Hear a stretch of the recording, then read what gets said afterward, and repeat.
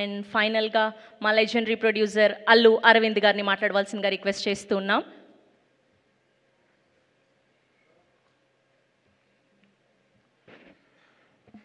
Good evening everyone. అంటే బొంబాయి నుంచి వచ్చిన తారలు కనుక కొంతమంది హిందీలోనే మాట్లాడుతున్నారు. ఇది ఎక్కువ తెలుగు మీడియా ఎక్కడ ఉంది కనుక I would like to continue in Telugu. I heartfully congratulate Vishnu and Brinda along with their colleagues Mr. Thirumal and Murthy for taking this for 12 long years and going to enter the 13th year. I really appreciate for their continuous efforts.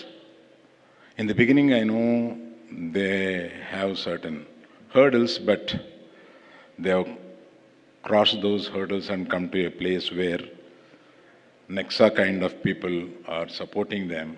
Nexa, I just congratulate you for being there with them consistently. I'm seeing the few years to come. అది కాకుండా మనకి తెలుగులో మనకి ఒక culture కొద్దిగా తక్కువైంది. ఏంటంటే 7 అవార్డులు మనకు తెలుగులో వచ్చినాయి.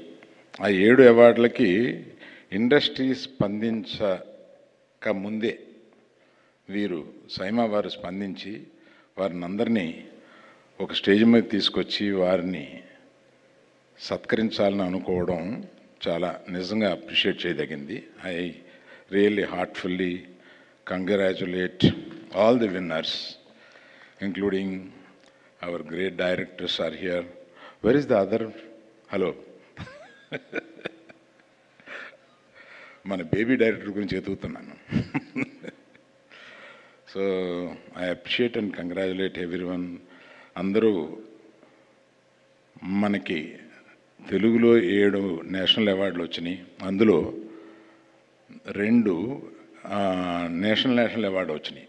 In the sense Telugu category కాకుండా వచ్చినాయి. అవన్నీ దీన్ని మనం ఒక పండగగా జరుపుకోవాలి. సరే, దాన్ని ఇండస్ట్రీలో మీకు తెలిసిందే కదా, ఎవరి కుంపటి వాళ్ళదే.